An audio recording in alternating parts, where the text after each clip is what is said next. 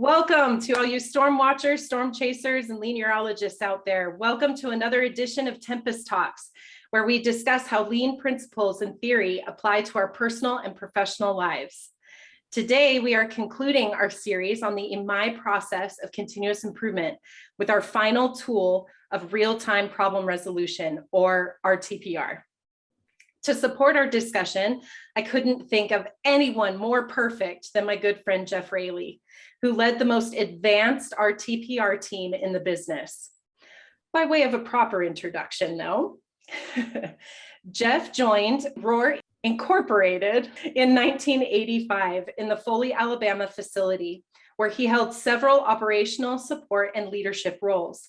He advanced to operations manager in 1997 with responsibility for the operations of 3 aerospace programs at the Foley site. Around that same time, Rohr began its lean journey and was guided by Jeff's leadership. He, reluctantly at first, which I'm hoping he's going to share with us a little bit today, he embraced the tools and the successes increased exponentially in the following years. Jeff attributes the successes at Foley to the application of the lean tools and people or cultural development, or PEP, as I remember it being called then. Was that positive employee philosophy? Is that right? Yeah, that's correct. Great. It's really great. By 2005, Jeff was the general manager at Foley. When United Technologies acquired Goodrich, Jeff continued to do what he did best, applying the tools, developing his team, and getting the results, regardless of what level of the organization he served in. In 2010, Jeff relocated to the San Diego area and had full P&L responsibility for the Boeing 787 nacelle program as the senior director.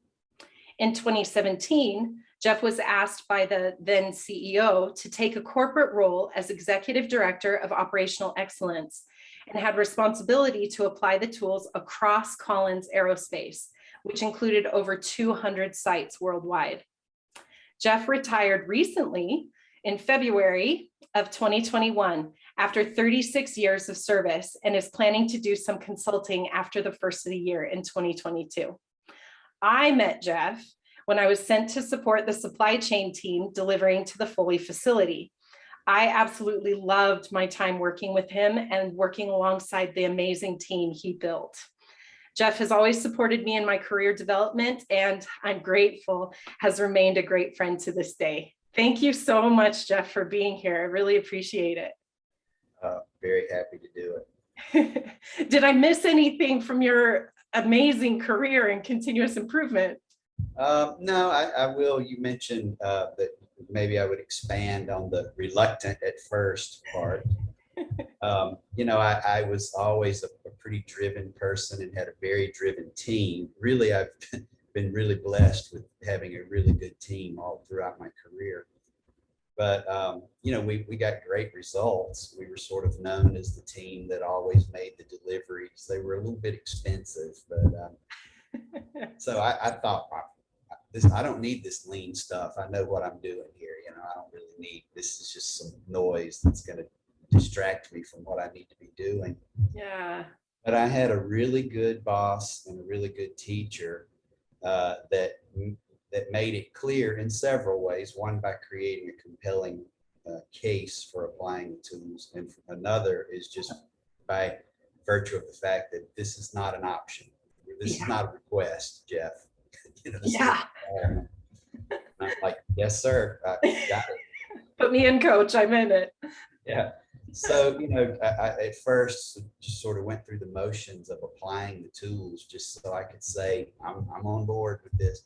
And at some point I started to say, hey, this might actually be helping here, so, and to me, that's the best case, is when you actually experience the tools working and you see it making your life easier, and you start to develop a culture that's not just run by brute force or muscle, but is like a meticulous, methodical way to make things happen. Yeah. So that was the reluctant at first, hey, I know what I'm doing. I don't need that stuff. So. Yeah, which is pretty common. Not many people think about how common that thought process is. I mean, we all do it, right?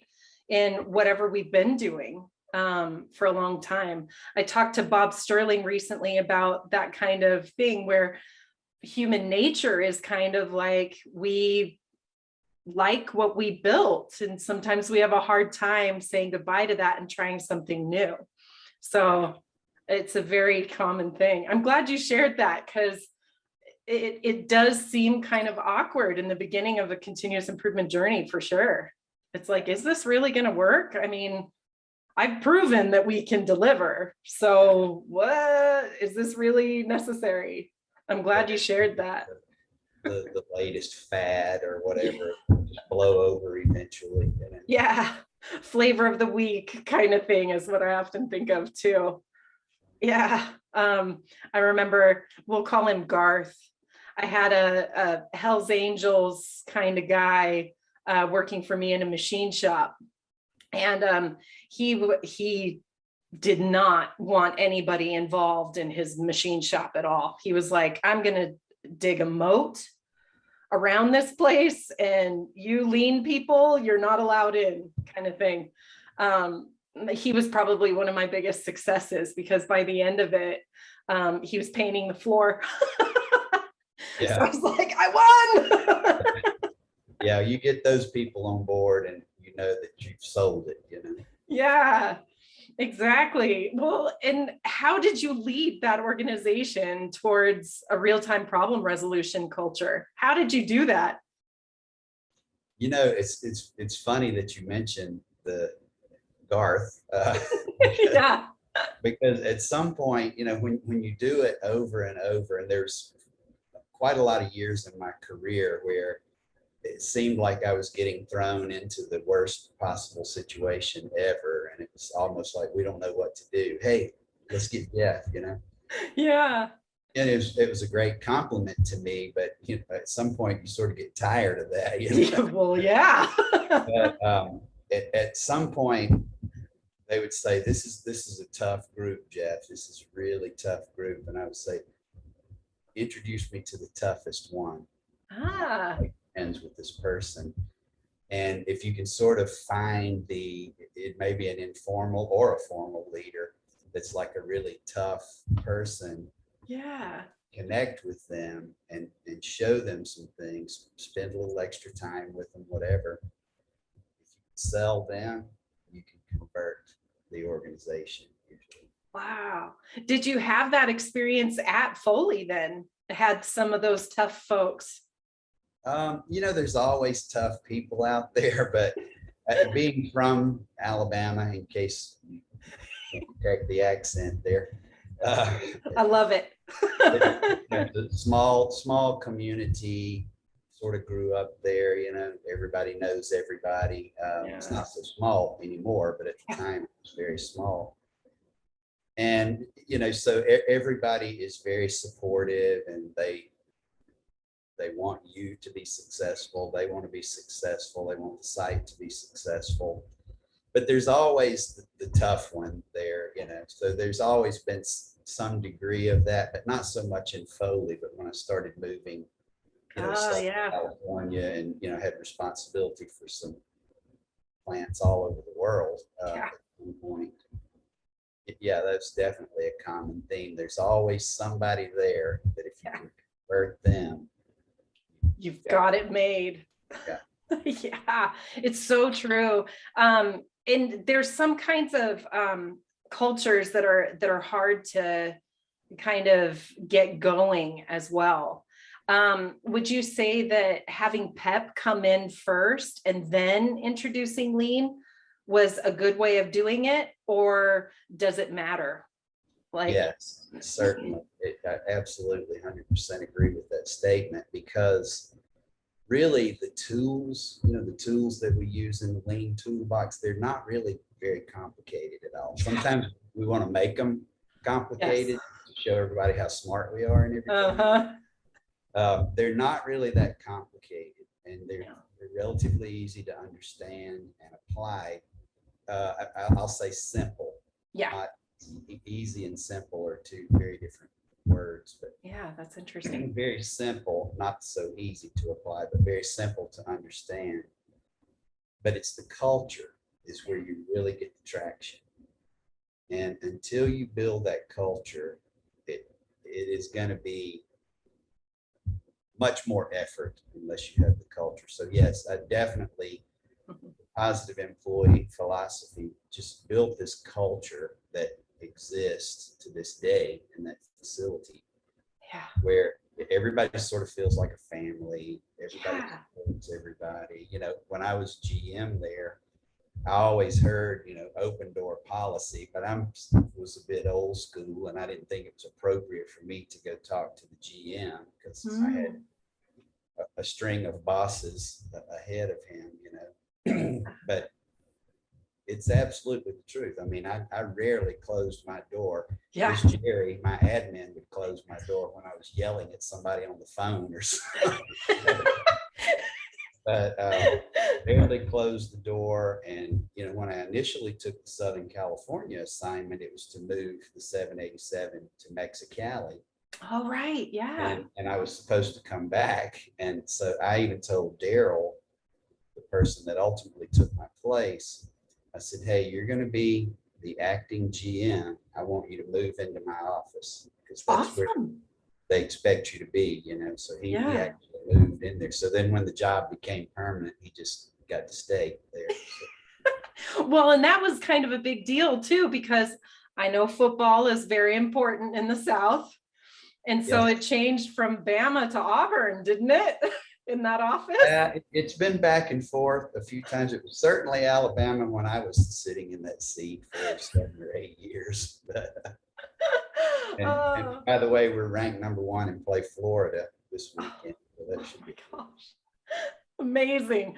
Oh my goodness. Yeah. If anybody out there is interested in college ball, go to the South during college ball. It is a great experience. I love it. I love it being there during all of that. And especially inside the facility, there was some healthy competition surrounding that as well, which was a lot of fun. So what is RTPR to you? What does real-time problem resolution mean to you? Yeah. So we sort of think we invented it. I know that we didn't. We just sort of stole it from Toyota, but we were the first ones at the time, Rohr, to apply the tool. And it's, you know, it's just what it says. It's real-time problem resolution. And I could probably ramble about it forever, but I'll try to just hit the high points. It means exactly what it says. It's you resolve problems real time, and you might have to, sometimes the resolution is a bit difficult, but yeah, at least you identify it and overcome it immediately.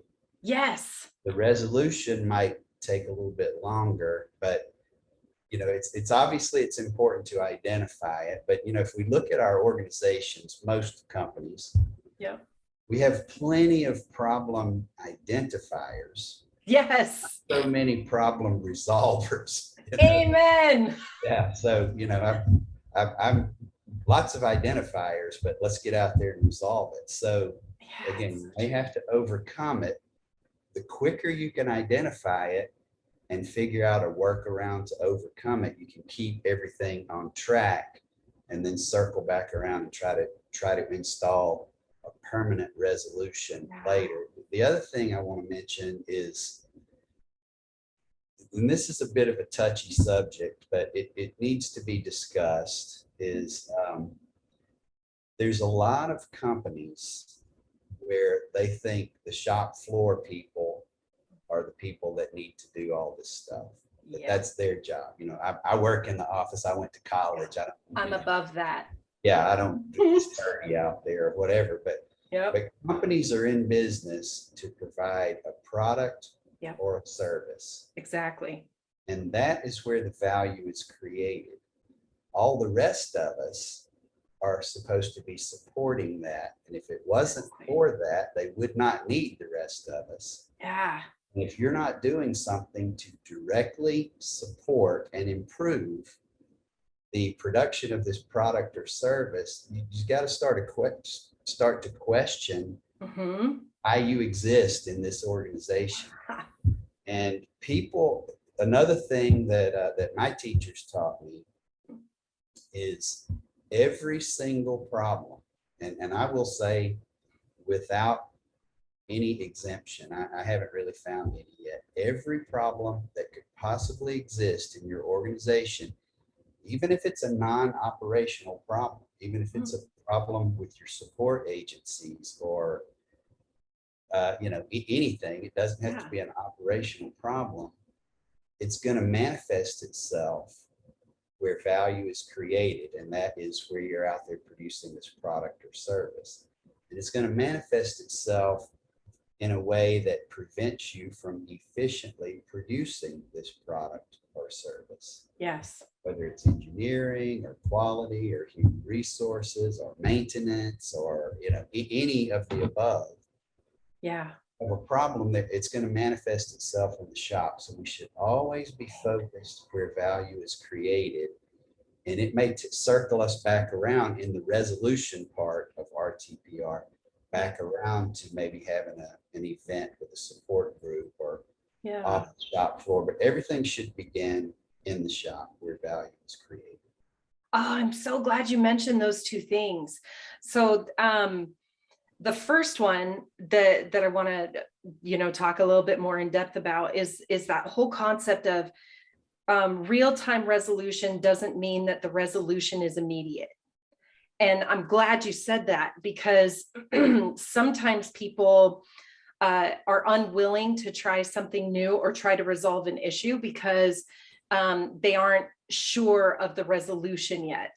So they don't try anything. They just stay stagnant.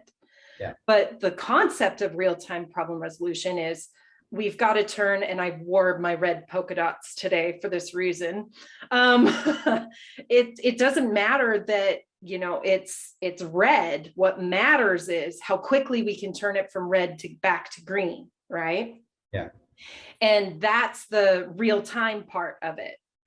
But I'm so glad you mentioned the whole concept of the resolution may involve a longer process. It may involve a tiger team. It may involve a Kaizen event. It may involve all of those things to get to a proper resolution. But the real-time portion of it is, okay, we make a quick decision.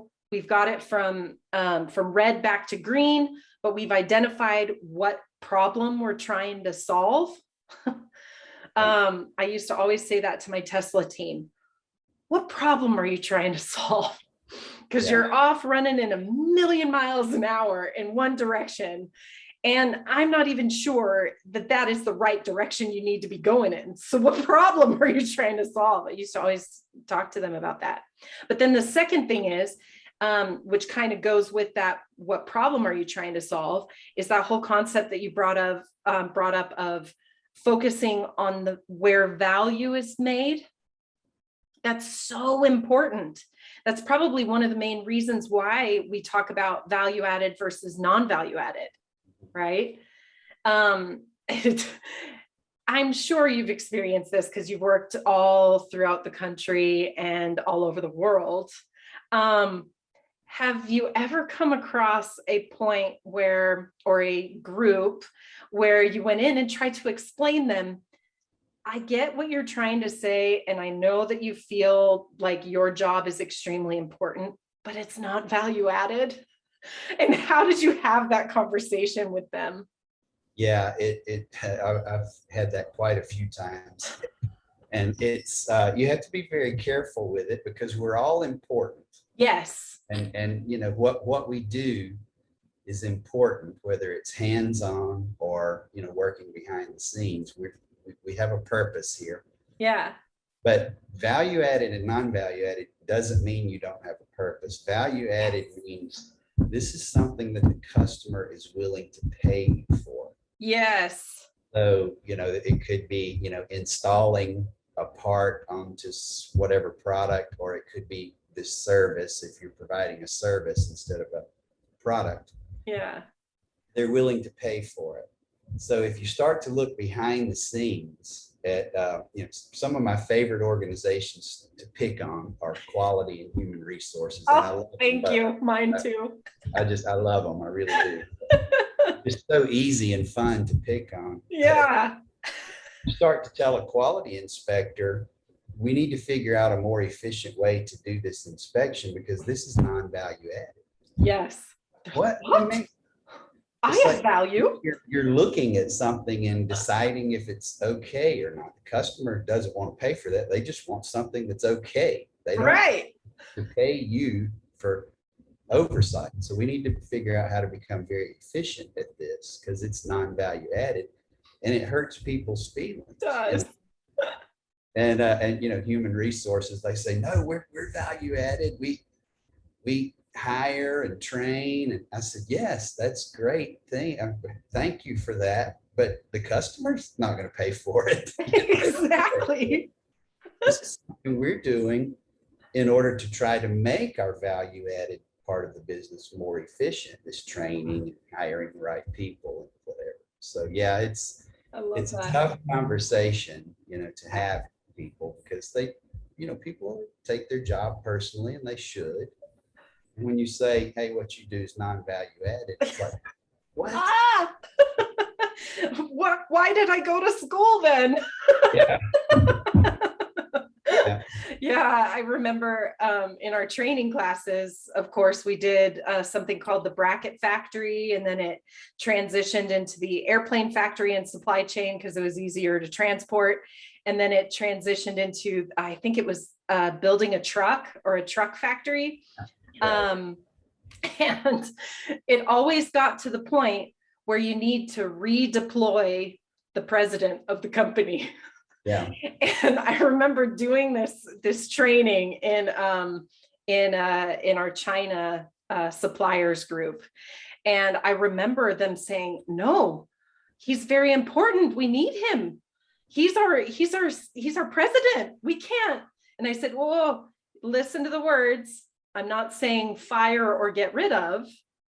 I'm saying redeploy, because he doesn't need to be worried about what's happening on the factory floor.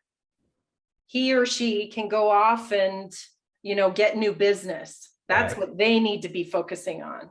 That's right. So not the factory floor, because that's non-value added. We need to have those people focus on it. I made a commitment, and I think that I have upheld that commitment throughout my career. I can't really think of a time when I didn't, but I said, we're not going to lay anybody off. Awesome. Because we became more efficient. And when you become more efficient, you need less resources. Yeah. But I made a commitment earlier on that I'm not going to let anybody go. Yeah. Because we became more efficient, because that would be devastating culture. We're working ourselves out of a job here. But I would take those people and the finance people. I really had to fight for it sometimes. Yeah. A bunch of extra people.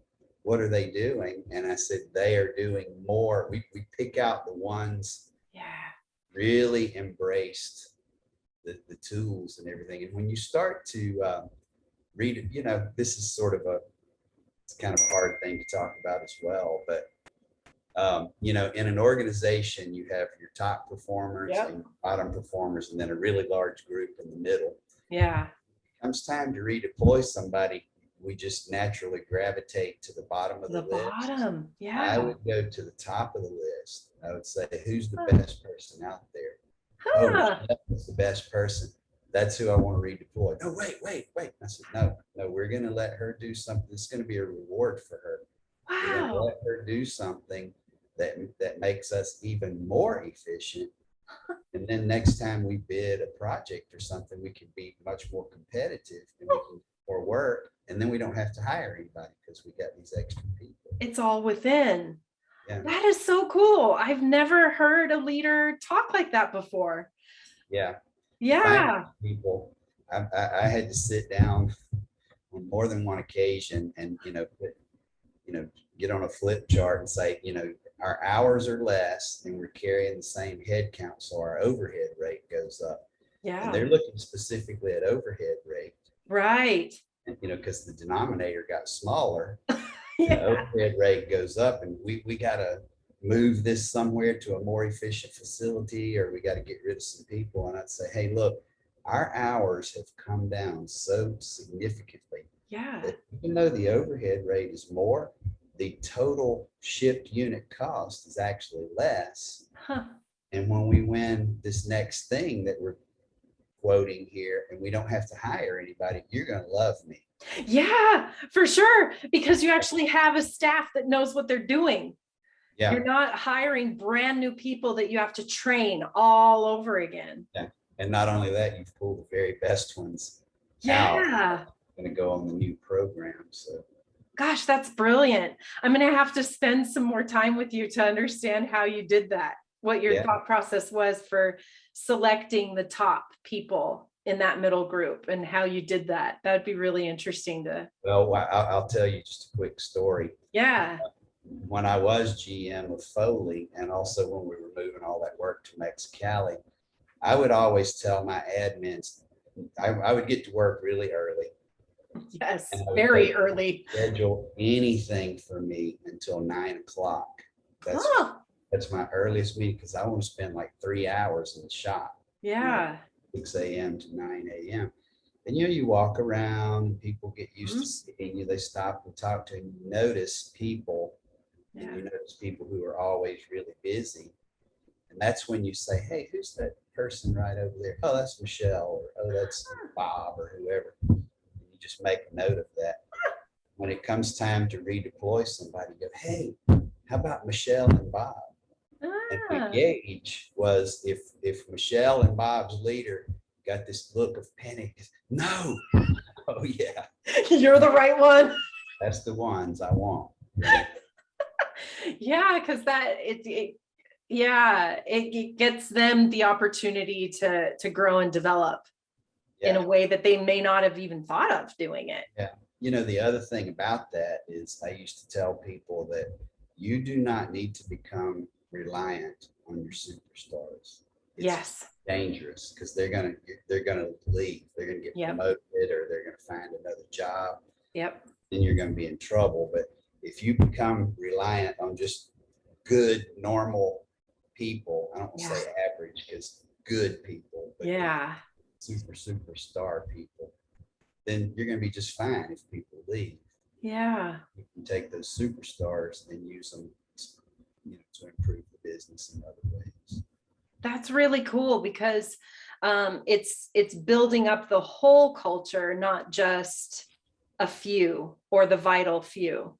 Because you're right, those superstars, after a while, they get bored, or they feel that they're not getting paid enough or whatever, and then they jump ship and go somewhere else. But promoting from within like that, from the middle of the pack, if you will, that gives enough growth opportunities for the people that want to grow and develop. And it also gives maybe the low performers something to shoot for too, in the middle of the pack, which is great. Absolutely. Yeah. Builds a beautiful culture. No wonder Foley did so well. It makes total sense to me. And going back to this concept of real-time problem resolution, if you've got the middle of the pack realizing that, hey, you know what, I could develop to be anything, right? If they're starting to think that way because you're promoting them in the way that you are, then they may actually be more willing to jump outside of their comfort zone and try to solve a problem that's even harder, that they didn't think about trying to solve. It does. It really does foster exactly that behavior, because people see how things work, and if I do this, I can stand out, and if I help make my team be successful, and somebody notices me, not just Jeff, but anybody who notices me, then it helps my career, it helps the company. So it's a really great culture to build. Takes time. Yeah, it does. It definitely does take time. I mean, the PEP philosophy didn't change things overnight. It took several years for it to really kick in, especially in the unique facilities that we had in California as well, because we had another factor in the culture, a union that we had to get on board as well, which is difficult also. Yeah, it is, but at the end of the day, they're just people. Yeah. And you know, people are generally good and they want to do the right thing. And for sure. This third party thing called a union seems to get in the way. But even with the unions, when you convince people that this is how it works, this is what this does for you and your life and your job, it's not that much different really. After a while, at first it's very different, but yeah, it's not that much different once they get convinced, I guess. Yeah, it's true. I remember because before I joined Goodrich, when I joined, it was Goodrich. I had worked for another facility that was unionized, and it behaved completely differently from how Goodrich behaved union-wise. And I said, this facility actually has a union? It does? Are you sure? There's no union, because we really did speak as one organization. So if something was going to change, we didn't have to spend hours in front of the stewards complaining about things or trying to fix things. It just worked because the union was part of it. It was part of the culture. One of the things that we did with more than one union and more than one site is once you start to convince them that this is not a bad thing, you know, and they start to support it, the next time the union negotiation comes around, you have a little bit of flexibility. And we were able to, in some cases, successfully institute something into the union guidebook that says, hey, if we're having a Kaizen event week, all rules are off. All those rules that say this person has to do this, that person, you can't do that because that's that person's job, and you can't move this, you can't paint this. All those rules went away during a Kaizen event. That really helps. Wow. I didn't know that happened. Yeah. It's still in place at Aerostructures. Wow. Opposed to a lot more business units, you know, when I went to corporate, and we were able to be successful with that in a couple of other units after that. Wow, fascinating. I had no idea that it functioned that way. No wonder it was so much easier to work with the union there than it was anywhere else, because I had no idea that all bets were off. That's cool. Well, and going along with that, is there a difference between RTPR and just having a bias for action? Yes, a bias for action is part of RTPR, but you know, bias for action just kind of means hit it hard and fast. Yeah. And if you don't have some tools to apply to that, then eventually you sort of run out of steam. You know, you run out of brute force. Yeah.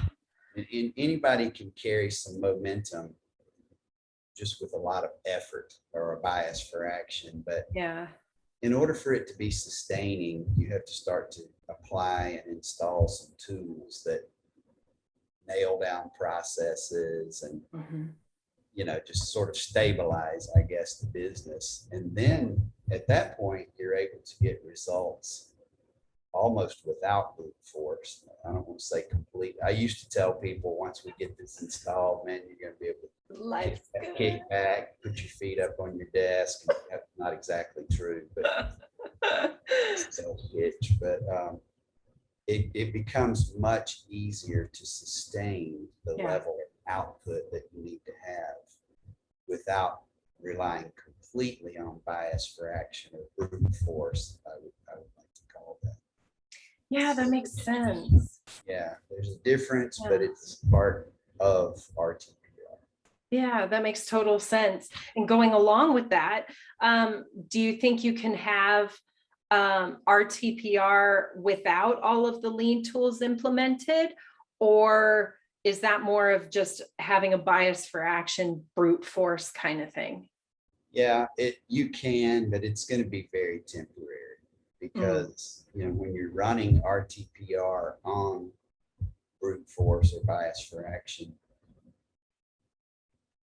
it's usually stemmed around one driver, one leader, or one coach. And when that person goes away, it sort of starts to unravel. And the other thing is, I always used to tell people that there's really, when you boil it all down, there's really only a couple of styles of leading people.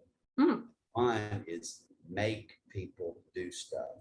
That would be the brute force method, just like drive, make them do. And you can get some results out of that. They're usually temporary because people don't like that style, Most people don't. Yeah. And as soon as they have a chance, they'll abandon that. Exactly. The other way is to make people want to work, create an atmosphere where they want to work, not necessarily hard, but hard/smart, and become more efficient. And when they see the results of that, it really does become a work smarter, not harder thing. Yeah. And what happens is they start to see the same amount of output with less effort. And, so life sort of becomes easy. They're not exhausted every day when they leave work. And so then that is a culture that'll sustain. People want to continue to do things like that instead of being, driven, work harder, work faster, go, go, go type thing. Yeah. What kinds of things would you do to encourage the latter culture development? So what were there, like healthy competitions? Was it just holding more Kaizen events? Was it more training? What kinds of things did you do? All of the above. One of the things that I did, and you sort of said it in the bio, that Jeff did these things regardless of at what level of the organization. So people are not used to, in most companies, people are not used to seeing executives out on the floor getting dirty and stuff, trying to solve problems. And, I would always make it a point to at least devote some time each day to that. That's cool. And so, when you do that, you just sort of naturally do some training and communicating and showing people what this means. So even if it's not a formal training class, when you're out on the shop doing things, you say, hey, everybody gather around for a minute. Let me explain something to you. Yeah. A little training class and say, okay, go, we're done. Go back. Skedaddle, go back.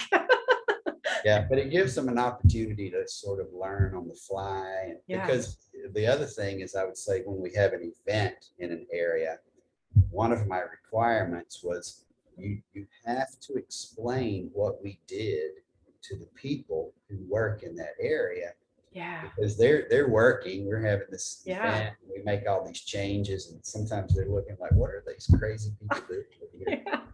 But if you spend some time saying, hey, here's what we did, here's what this means for you. We might not have got it right, but we're going to try this. And if we didn't get it right, we're not going to go back to the way it was. We're going to try something different, but here's what it means. Here's the way it's supposed to work, and, give us some feedback on it. And now they're involved, Yeah. It's sort of all of the above, lots of training, lots of coaching, being visible, spending time out there, everybody, not just me, not just them, but everybody at every level of the organization.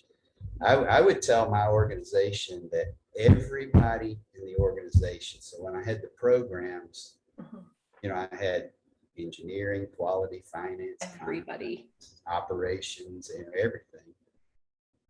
I would say everybody. And the definition of that is everybody. is going to be on at least 2 event weeks per year. Awesome. And I even would keep track of it. And I told my admin, I'm like, I won't call her name in case she watches it, but I would say, you need to, you haven't been on an event this year. You got to be 2 by the end of the year. And she said, oh, I didn't think that was me. I said, everybody. Everybody. Yeah. I like that. It's so true. I learned so much just by participating on Kaizen events. I don't know if you remember one of the Kaizen events that we held at Foley. This was right before you transitioned to move to San Diego. We were doing a supplier. It was kind of like a transfer event from one supplier to another supplier. And it was a huge event. It was kind of like a Kaikaku event with some lean product development tools. Do you remember that event? I do remember. You were in that little side room. Yes, in the side little conference room that was Yeah. really long. Yeah, long and narrow. That's right. Yeah, it was really long. And I don't think I've seen so much butcher paper in my life. It caked every single wall, plastered every single wall. But by the end of it, we had a beautiful lean transition plan of switching from one supplier to another.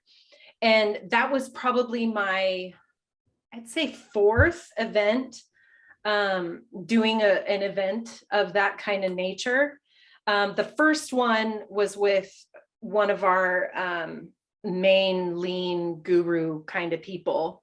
But how I learned how to facilitate that was exactly what you're talking about, where I was thrown on these events because I would have to facilitate this one in the coming weeks. So I needed to participate on at least 2 of those kinds of events in order to lead a new team and instruct a new team on how to do it.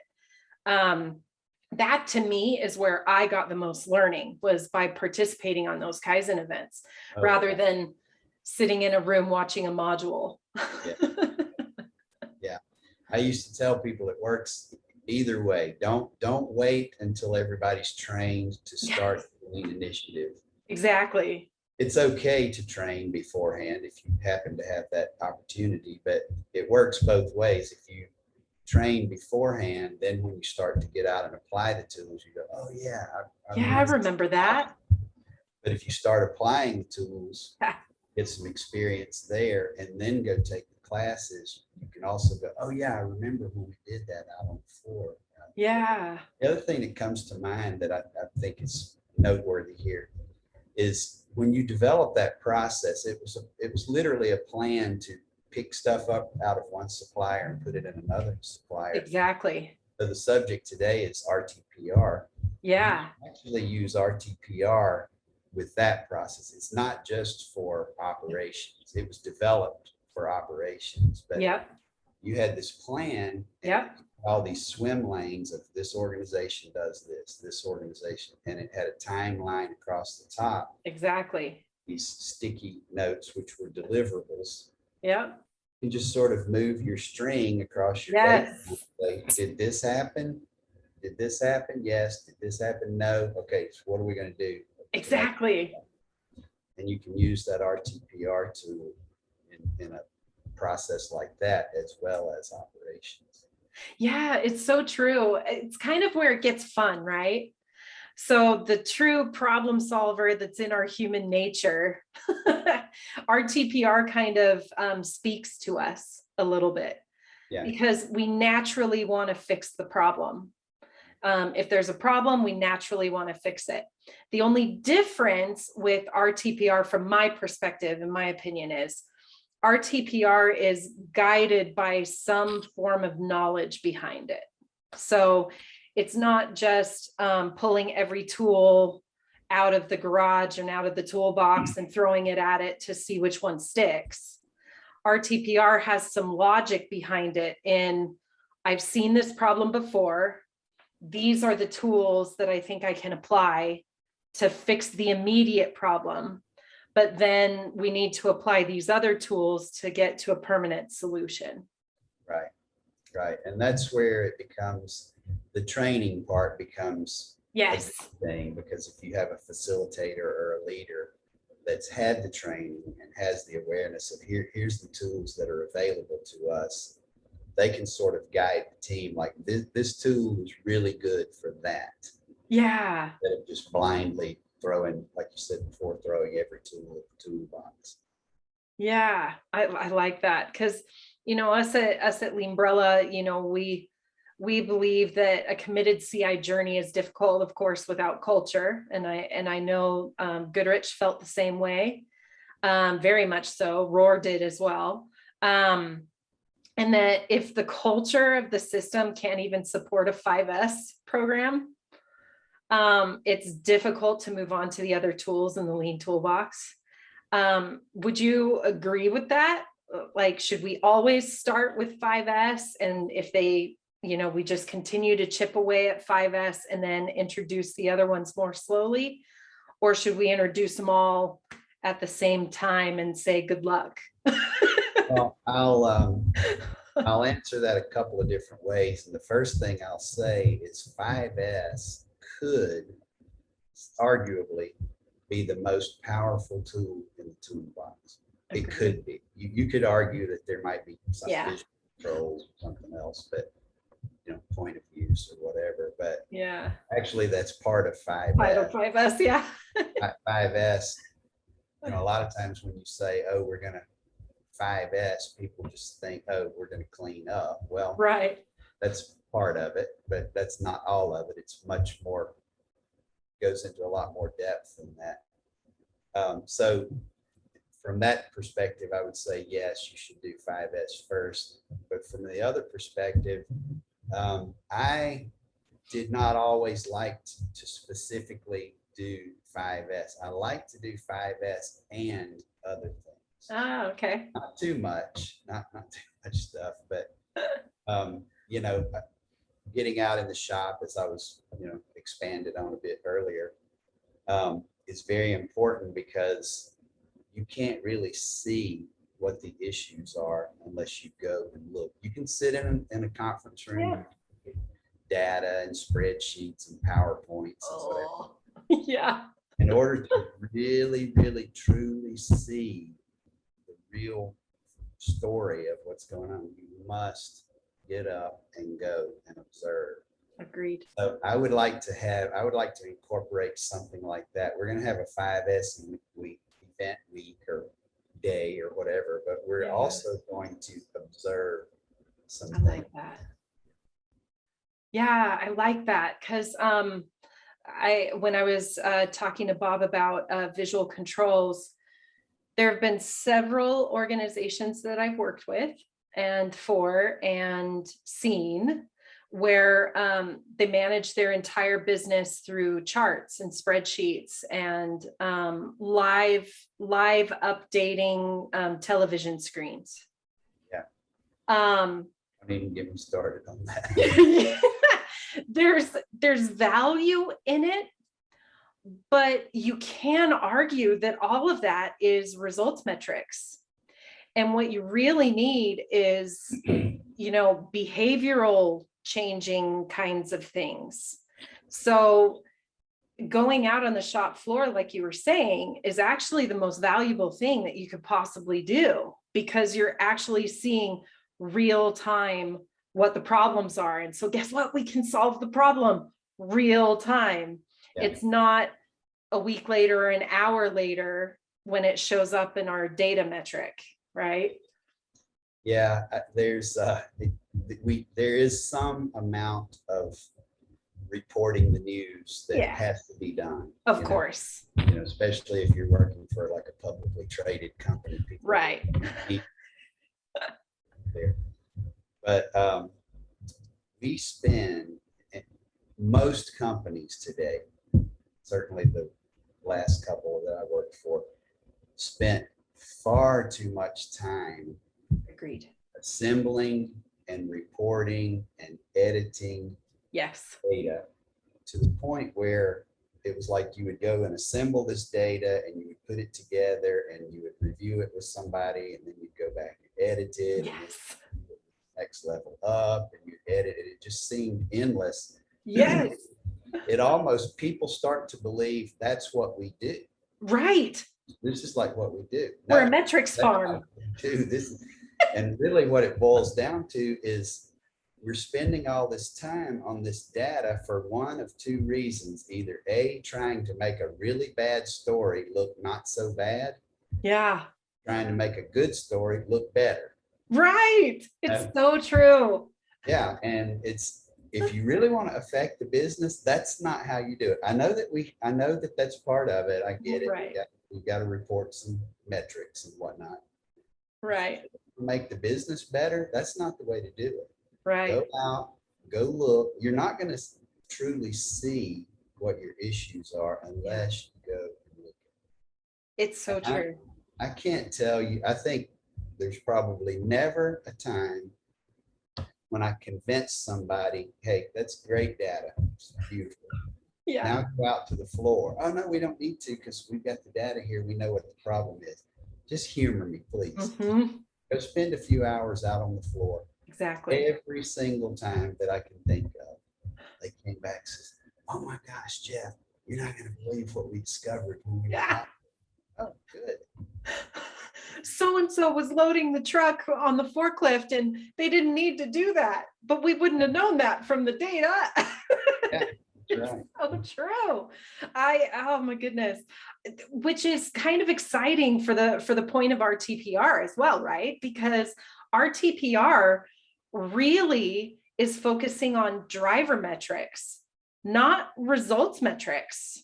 Right. Because real-time problem resolution is legitimately, I see a problem happening right now. I'm going to go fix it right now. And then maybe the metrics would come in for the longer term resolution portion of it. Yeah. So we're going to go analyze it a little bit more. That's one of the reasons why Six Sigma drives me crazy, because there is a purpose for it. There is. Don't hate me, all of you Six Sigma black belts out there that are listening to me. There is a purpose for it. I am a black belt. There is a purpose for it, but it legitimately looks at results metrics first. So you'll be monitoring to get data for months. And then you'll do some fancy statistics on it. And then you'll make a decision, make a change, and then it'll improve. I think that's part of the reason why Six Sigma alone is no longer really being marketed as a certification anymore. That's why most groups are now calling it Lean Six Sigma. Yeah, or process certification. Right. Yeah. So they're realizing, oh, wait a minute, it's too far in the past. It's not real time.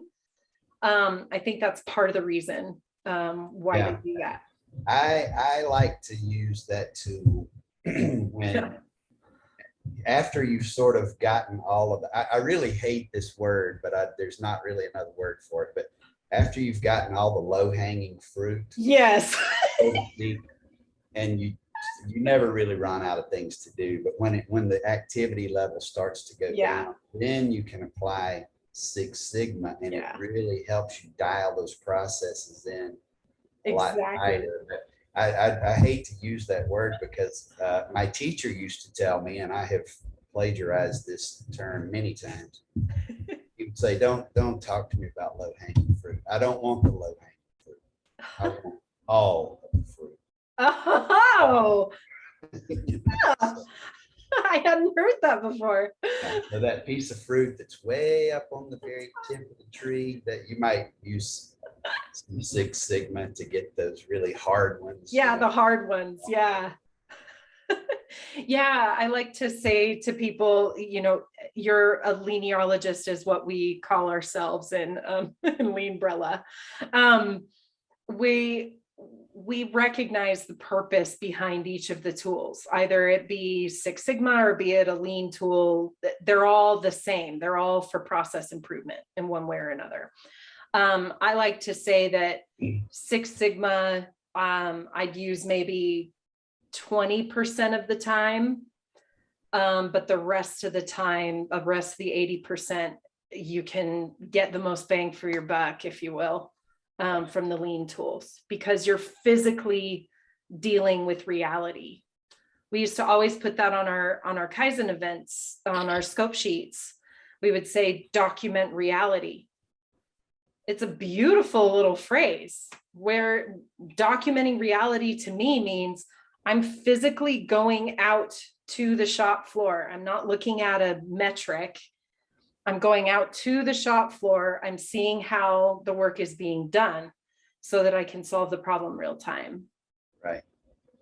Yeah. Well, some of the tools that were created for RTPR and Foley, they got really creative. So one of the tools for those watching and listening, I personally like to call it instead of an RTPR chart, I like to call it the glorified percent load chart. Yeah. And they would put different things on the chart and they would track to an ice cream truck sound, if I remember right. Yeah. Can you share with us a little bit about what that was like? Yeah. So we would divide these areas up into cycle time equal takt time. So we would give, if the takt time was, in the aerospace industry, we had really long takt times. In the automotive industry, really short takt times. But if we had a takt time that was, say, 4 hours, and of course we would use minutes and seconds, not hours. Yep. Get to the least common denominator there. And everybody had 4 hours worth of work to do in 4 hours time. So you need to sort of take the pulse every now and then. So every hour, this music would play over the PA, and it literally was this little thing we bought that they install on ice cream trucks, and so the kids hear it and come running to the ice cream. I love it. But when that sound went off, that meant to update your visual, like what minute or second are you on in your standard work? Yeah. We had these little boards that might have magnets. The first ones had race cars because in the South, we like car racing. Love race cars. We had race cars. And so if somebody was in pretty close proximity to the takt time clock, their cycle time was in pretty close proximity to the takt time clock, then everything's okay. That's awesome. If the takt time clock was outrunning this person in their cycle time, that was an indication that there was a problem. Yeah. And you would discover it hour by hour. Yeah. Early in my career, I used to get there really early in the mornings. That's where that habit came from. And I would walk around with my notebook and I would check the status of all of the work in process. And then the crew would come in and get the crew started. Just when I was like a shop floor supervisor. Then I would go up front and I would report the previous day's status. Oh. Well, when you have a problem, it happens. It's in the past. Yeah. It's too late to do something about it. But if you check it hour by hour and say, oh, we didn't quite make the progress last hour that we should have made. Yeah. You might say, okay, well, it's going to be all right. We'll make it up by the end of the day. Or you might say, no, we need to do something to overcome this, like before the next hour. Yeah. Wow. Yeah. So it was just a real-time visual, and it was just like, magnets moving up magnetic strips, and the bar would be the takt time clock. Yeah. It was all the race cars or whatever the game pieces might happen to be, would keep up with the bar. And, sometimes you'd have some healthy competition where I'm going to outrun you, Yeah. race car thing. So that's how we did it. And the main objective there was not for competition and not for racing, but to identify that something Problems. wrong, and it just went wrong, not yesterday, but like less Yeah. than an hour ago. Yeah. Which is huge when you're talking about quality products, right?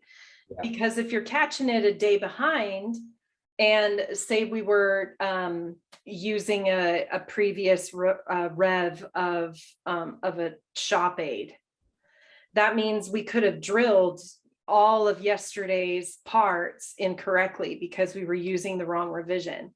But if we had, we're checking every hour or however often you want to check or can check, then you could catch it and maybe only have a couple parts that were misdone. Yeah. And everything is like a cultural evolution. When we first started it, of course you get the, oh, they're watching me. They're Yeah. everything I do here. Yeah. And so we would put it at these natural break points, like first break, Yeah. second break, and then like afternoon cleanup time. And then we started realizing that it's not enough. Yeah. There's things going wrong in between, this 2 or 3 hours before you take the pulse. Yeah. And it was actually the people in the shop when they started to see it working, and they said, oh, that was like 4 hours ago. Oh my gosh. We should check. And the person in the shop was like, you guys should check the progress more often than every 3 or 4 hours. Wow. Okay. Oh, all right. Yeah. That's so cool. Yeah, because then that gets them more involved in the RTPR as well. Because like with a moving line, it moves along to tact. So the finished product, so like at Boeing, the aircraft moves very, very slowly to tact. I think it's like an inch a day or something like that. It's really slow. But it moves along the way. In automotive, it goes, of course, a lot faster. But then they have like judoka lines if something goes wrong. So they stop the moving line, which stops tact, and it stops everybody on that line. So the RTPR has got to be immediate. It's got to be right on it, the Tiger teams. Yeah, and that tool, that line stop tool, it's a very emotional thing because it's like, I'm not stopped. I can keep working. And it's like, yeah, but the person behind you is stopped and you are about to be stopped because they're not going to be ready for their hardware to move into your area. Exactly. And in the areas where it was not a moving line, it was a piece of work in process that you would physically moved. We would have and-on lights. Yes. Yellow meant, hey, I've got a problem, but I'm still able to work, but somebody needs to come check this out. And it would be before the ice cream truck sound went off. They wouldn't wait for the ice cream. Like when it went wrong, they would flip a yellow light. And if the light was red, it's like, I am stopped. Yeah. Can't do anything. And that would create quite a flurry of activity. Build that culture up. Yeah, because everybody wants to fix the part, because it's not so much the pressure of getting the part done rapidly. It's got to be done correctly. Yeah. In the right time. Yeah. Well, and from a support function, these kinds of things fall into play. I know I used to joke around with the HR department when we were recruiting. Because you can. And exactly. I would tell them, no whammies today, please. So we had to put into their line, we're progressing along fine, but there were stopping points because their process, of course, their cycle time was like 45 days or something like that. But our tact, of course, was much shorter. We needed people like yesterday. Right. So we would talk about, okay, we need to have these gate systems similar to the tact time clocks in the ice cream truck. We would have gating systems where it's clearly says, okay, we have this many candidates. They all look good according to a set criteria that we have. We can move forward. But what it would do is it would stop those candidates that probably shouldn't have been in the mix in the first place and remove them from the process as well a lot earlier. Yeah. If you will.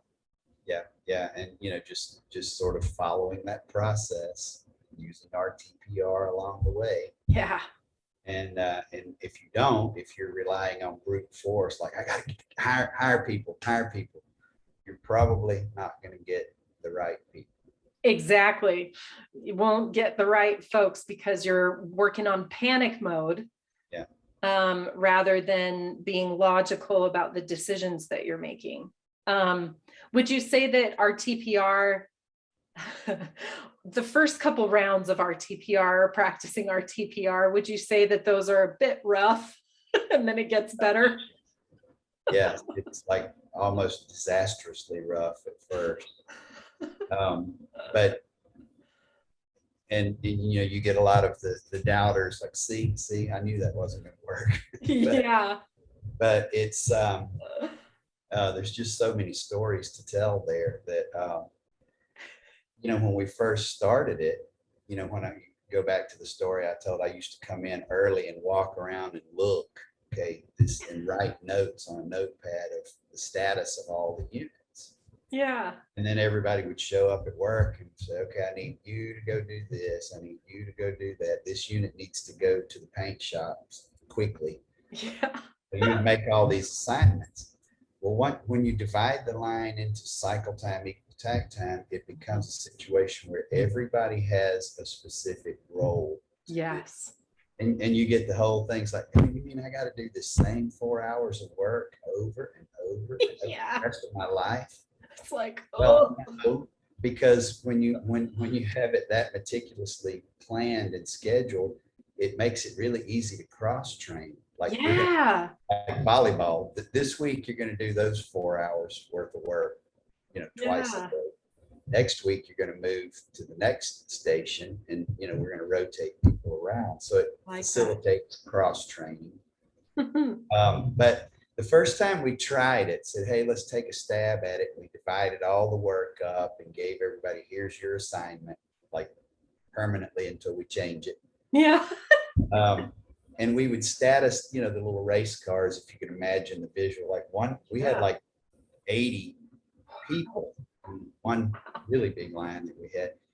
And just the fact that I didn't have to come in early, I could just walk up and look at that board, view where everything was. Yeah, amazing. They were all out of whack, one of them up here and one of them down here, but still I could look at it and I would know what the status was. And then it's like one day, I know I'm from the South, so I'm a little bit slow, but it's like one day I thought, oh, wait, they're all supposed to be at the same place. They're supposed the thing, they were like all out of whack. We thought we had done so good just because we could visually see the status. Yeah. Like, no, wait, oh, they're all supposed to progress through this at the same and start over. For some reason, it took me a while to figure that out. It was a miraculous, like a revelation to me when I figured that out one day. And awesome. That's when it starts to become easy. Yeah.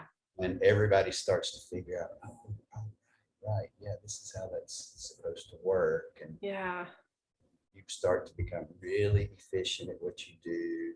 Yeah. And you start to get, it's like, as you evolve culturally, people don't wait for that ice cream truck. You'll walk down the aisle. They'll say, hey, I got a problem over here. And if you guys don't get over here and help me resolve it, I'm not going to be where I'm supposed to be next hour. Yeah. Like, yes. Awesome. Give that guy, gift certificate, Yeah, exactly. Thank you for not waiting. Yeah. Yeah, it's kind of like for some of the teams that are just starting out on this, they may not, of course, have the ice cream truck process put in place, but they do have a to-do list. Yes. And if the to-do list or the problems, and opportunities sheet is being utilized to what it was created for, that is a good way to get them in the habit of reporting problems real time as well. Yeah. And part of the cultural journey there is, I'm sort of old school. I like to use paper. Yep, me too. Flip charts and stuff. Is people would, they'd have this list of to-do items, and, each page holds 10 or 12 to-do items. And they would get all but 2 of them finished. And they'd say, throw this sheet away and let me transfer this to a new sheet. No. I want to leave all of those sheets out here. Yes. Why? I said 2 reasons. One is those 2 items that are preventing you from flipping that sheet over. You'll have some anxiety to solve those problems. Yes. So you don't have to. The other reason is I want everybody out here to see how many problems we have resolved. Yes. Like 100 pages out here. That means we're solving problems. Yeah. And that's so rewarding too. Because to me, most humans like this. They like checking things off, right? So for me, it's like, oh, I've got 15 pages. This is amazing. And they're all full and they're all done. That's like a huge accomplishment kind of feeling as well, at least for me. I'm weird with me that. too. I'm a day planner guy. There's a lot of like a reward, like check that off. Check. Done. Michelle. Yes. Yeah, we've got at Librella, we've got a great thing to identify what kind of not personality type, but characteristic preference that folks have. So it's similar to Myers-Briggs, but it's 4 colors. And everybody on the planet has all 4 colors. It's just which ones are primary and secondary that cause your responses or reactions to things, or how you prefer to receive information. So it's a lot of fun. But one of the colors really, really loves checking things off. And it's gold. Yeah. Gold loves it because it's like a sense of accomplishment. I made a list and I completed all of it. I took it a step further actually in mine. I don't know if you remember this for my thing, because I didn't really have a day planner because it was too bulky to carry around on the shop floor. So, but I had a pad of paper with me, and it was a full legal size paper. And the very first page of my notes paper was always specific colored Post-it notes. I don't know if you ever saw this, but the hot pink were real-time problems that I needed to fix like now. The blues were within the next month, I need to fix them. And then the green ones were within the next quarter to a year, I need to fix those. Yeah. And they had little boxes next to them, and I would color them in. I love Post-its.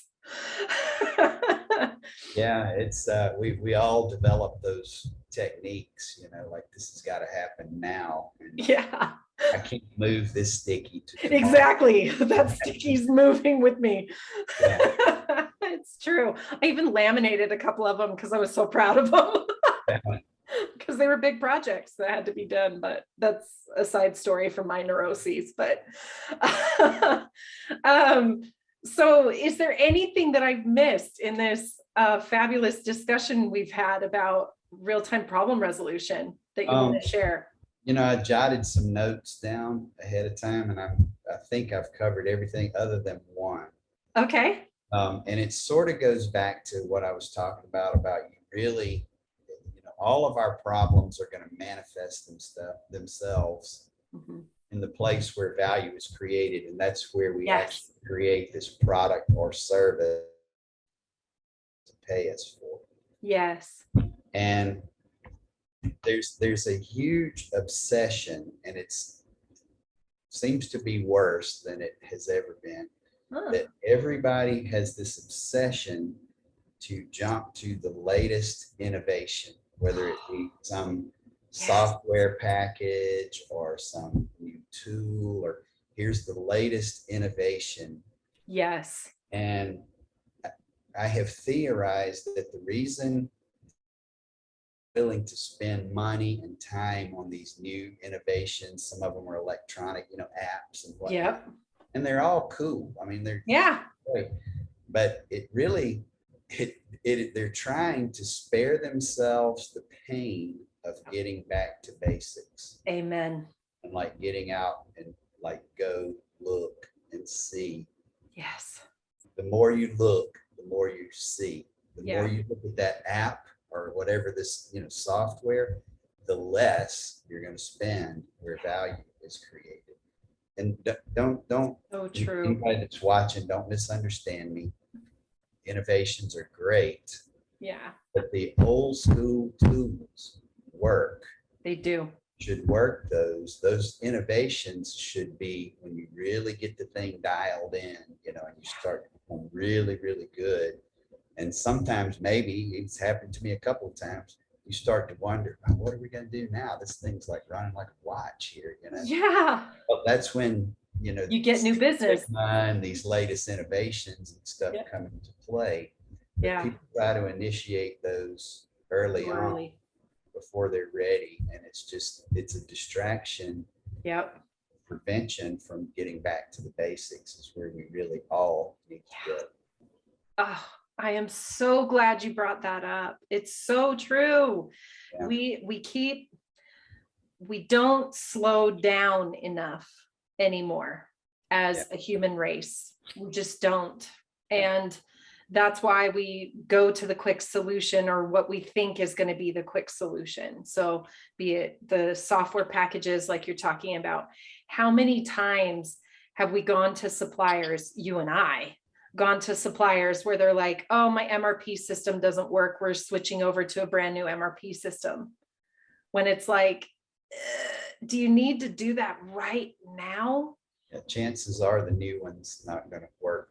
Yeah. Well, until you go solve these problems. Exactly. Because garbage in, garbage out. That's what we used to always say. Garbage in, garbage out. So many suppliers, and even some of the bigger corporations behave that way as well. Oh yeah. Absolutely. Yeah. Well, good example. One of the teams that I was responsible for, without saying what the corporation was, one of the teams that I was working and guiding, they were trying to get to a point of use system is what they were trying to get to. They were spending thousands upon thousands of dollars buying these top of the line toolboxes that were lockable and all sorts of things. And they're going to make our shop look amazing and it's going to be wonderful. I came in and I said, we're wasting money because the tools do not belong in a toolbox. I need them out in front of the operator where they need it and where they use it. Putting them in a locked toolbox is a waste of time and a waste of money. And I stopped the entire process worldwide, telling them, no, we're not doing this anymore. Yeah. And leave it to us. One of our sites, we're going to get these things put in place. We built Christmas trees where both lines could actually utilize the same tools. We ended up saving a bunch of money, but that habit was still hard to kill because even building the Christmas trees, I found pegboard in the back of the storage closet. And I was like, let's turn this into a Christmas tree and see if it works. Get a lazy Susan from somebody's dining room table. Yeah. We're going to try this thing out. Yeah. But the old habits was hard to kill because now that same engineering team that wanted to buy all of these toolboxes, they were now over engineering the point of use boards and making these massive boards with really expensive foam that was all color coordinated to the company colors. It was a waste of money. So old habits are hard to die. Yeah. And fancy, big, nice, fancy point of use boards are they do look cool and everything. And, Yeah. and that's sort of what you would like to evolve into. Right. You were going to go through a bunch of Iterations. to get there. Yeah. And so maybe you might want to consider like wood or something. Right. You know? Yeah. And maybe you can even repurpose it from time to time. Exactly. Instead of thing that's manufactured and like, well, that doesn't work anymore. We need a different one now. Right. That was one of the things I loved about working with your team with RTPR, because there were the kits for the V2500 program, I believe. It was the kits for those, if I remember right. It might be one of the other programs, but we went to a supplier in LA. They did not have the money to make rotable kits. But Foley told us, do whatever works for the short term. We will perfect it, and then we can go to more expensive tooling. So I've always appreciated that, because what we ended up doing was the spray foam. And if you remember, spray foam, plastic lining, and then pushing the tools into the foam. Right. And then I think they used them for years, didn't they? They used them for quite some time. Yes. Yeah. So, but then again, it was a cheap solution, right? So that was the real time portion of it. But then the resolution, like you were saying before, came later, where it was, okay, now we know that that kind of system works. Let's perfect it and put it to standard work when the operator uses it, put it in that order, and make it so that it can come on the weekly truck. Yeah. But that was the resolution that came later. I'm so glad that you mentioned that. Thank you. Thank you for that. Lots of memories here. Yeah, lots of memories, lots of good memories. Yes. I loved Foley. I absolutely loved going there. It was a great, great place. It still is. Yeah. It still is a great place to work with people and to learn from. There's a lot of knowledge that comes out of Foley, and you were a big, big part of that. Well, thank you. I know that I left Foley in, I don't know, something like 2011 or something like that. And I've sent hundreds of people back to Foley. You know, I've maintained relationships with, you know, Daryl and Donnie and all those guys, you know, and I would say, hey, I'm sending some people there. Okay. Fine, Jeff, send them back. But it was the best place. It really was the shining star of a lot of those facilities. And we had great facilities across the board at Aerostructures. We did. And I don't want to make light. I don't want to make light of, I mean, because Riverside and incredible. Mexicali was just a fantastic facility. Really, really good people. Really good culture. Yeah. Just really dedicated, hardworking people, and basically installed that same model there. Yeah. I mean, it doesn't really matter where it is; it's going to work. You know. Yeah. Yeah. And do you look back and think, why was I so reluctant? Yeah, of course. Yeah. Yeah. And not only with lean tools, with many things in my life. I think we all do that. Learned lessons and thought, boy, if I could have learned that lesson sooner, telling what I could have done. But yeah. Amen. Well, Jeff, this has been fantastic. Thank you so much for spending time with us and talking to us about some of the amazing things that you were able to accomplish, not only in your career, but also be a part of during your career as well. It's been really great catching up with you again and learning from you again. Thank you. It's been my pleasure. It's an honor to be with you. And hopefully we'll have you come back again. Sure. Happy to. Yeah, maybe we'll talk more about the hiring process and how you chose from the middle of the pack. That might be good. Whatever you'd like to discuss. Awesome. Well, we wish you the best of luck as you start your consulting business as well, and look forward to what kinds of projects you're going to be working on with folks in the coming year. Very good. Thank you. Thanks so much. See ya.